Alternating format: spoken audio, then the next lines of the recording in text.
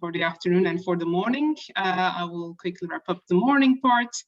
In today's morning sessions, we started with the keynote speech of Professor Thomas Malutas, where he pointed two issues to deal with in today's urban studies. The first one was on how to conceptualize gentrifications in global reach. And furthermore, the second is the importance of microsegregation. So referring to the discussions he made in his two papers on gentrification and their ongoing work, he pointed out how English-speaking worlds can dominate the urban studies literature by generalizing the concepts in use for the globe. Taking gentrification under scrutiny, Thomas claimed that the different waves of gentrification in the Anglophone world do not provide the script for understanding other cities' urban histories or making sense of their urban restructuring processes. Thus, he argues that gentrification is a concept highly dependent on contextual causality. This critique of the dominance of the English-speaking world on producing concepts and expectations of a repetitive form of their reproduction in the academic analysis also applies to microsegregation. Even if we find microsegregation across the globe in unequal access to space, what is missing is research that figures out the structure, actors involved, and the processes that give it shape. So in Thomas' words, what is needed is a decolonization of using the dominant concepts used in urban studies. Our first two speakers, Natalie and Mika, questioned the conceptualizations in the commons literature by looking at urban gardening in Stockholm from the lenses of commoning practices. Natalie utilizes Agence and Celik's work to define commoning practices as commoning as methods. Commoning as a method is one of the pillars of understanding commoning practices as a social relation and social process. The commoners form an alternative decision-making and deliberation process. So following this framing, what Natalie provides is how one's identity, agency, subjectivity, and the ability to change oneself are a significant part of commoning practices as a method in addition to a collective identity.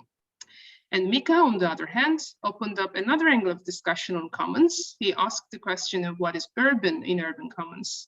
After a thorough review of the literature from the shift to capitalist relations from a feudal mode of production, Mika centered his argument on the need to call back property relations, the extraction of rent and land production in capitalist relations to redefine urban in commons literature. He emphasized that urban commons will have a more remarkable analytical and political stance under the reconceptualization of the urban. The last paper by Ebba and Emma was looking at the urban ecosystem-based adaptation in the city of Rio. They analyzed to what extent the current urban planning model in Brazil focused on creating profit rather than societal benefits by mediating climate vulnerability in the city's poor neighborhoods.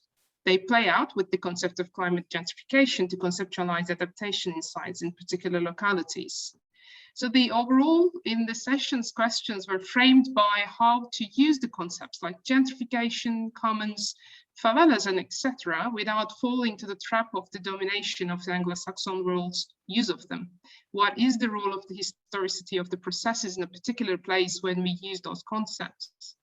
In other words, how historical materialism, including socio-political relations, productions of space under particular mode of production, the potential of political engagement can be translated into creating concepts. Lorena. We started the afternoon with the keynote of Dr. Streuler, who started her presentation with a very basic question. What are concepts for and why do you use them? Concepts should be seen as tools that help us do our work, which includes investigating the transformation of landscape, discussing a common understanding of urbanization, power relations, engaging with the urban world otherwise, and moreover, to think about the urban yet to come. Though basic, Monica shows us, grappling with concepts is far from simple, but key to advanced theoretical conceptualization in urban studies. As concepts become umbrella terms, they undergo conceptual stretching, such as gentrification concept, and homogenizing, such as suburbanization, becoming fuzzy and losing their ability to explain the phenomena they are trying to. Furthermore, it requires collaborative work and conceptual experimentation. Knowledge needs to be decentralized and pluralized for us to grapple with the complexity of urban transformation. As researchers, we need to empirically interact with places and peoples and with literature in other languages, diversify sources and enrich our language that describes such processes, developing a rich vocabulary that captures the dynamics of urbanization in multilingual critical urban studies. Such an inspiring talk was followed by 4 equally interesting papers. The first 2 contributions offer different angles to discuss the environmental challenges brought by capitalist urbanization. Amanda Winter challenges methodological cityism to investigate the peri-urban, whose definition and borders remain arbitrary, ambiguous, and incomplete, but need further understanding, especially in relation to climate change and governance challenges. Her approach includes the temporal and spatial relations of flood governance in the Great Manchester area. Constantina Theodorou discusses the challenges to address the planetary scale of climate change with existing territorially bounded governance structures. Though a different thought path, through a different thought path, Constantina concludes that a renewed urban climate justice framework also needs to consider the hinterlands of urbanization, accounting for the transformed rurality. Both papers in the second session use different lenses to investigate the everyday and its relation with labor. Debolina Manjuma explores how the concept of ephemeral urbanism may be used to develop a class analysis of circulatory labor migration and shed light on the impermanence of the urban working life as a feature of uneven capitalist development in Indian megacities. Internal migration is often regulated by informal and extra-legal power structures, determining labor patterns and defining a pattern of mobility based on permanent temporariness.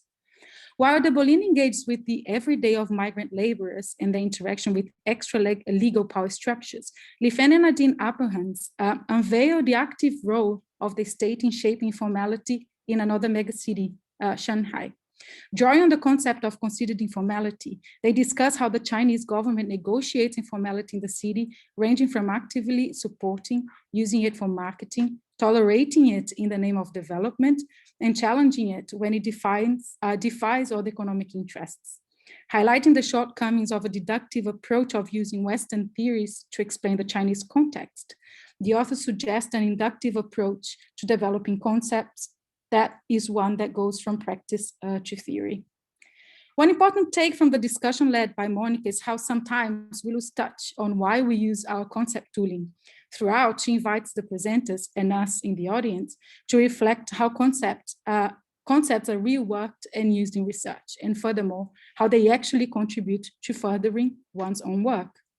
Well, this has been a very stimulating day, with both our keynotes calling us to engage with consequences of concepts traveling, being stretched and homogenized. Such a discussion extended to the engaging presentations and discussions that followed.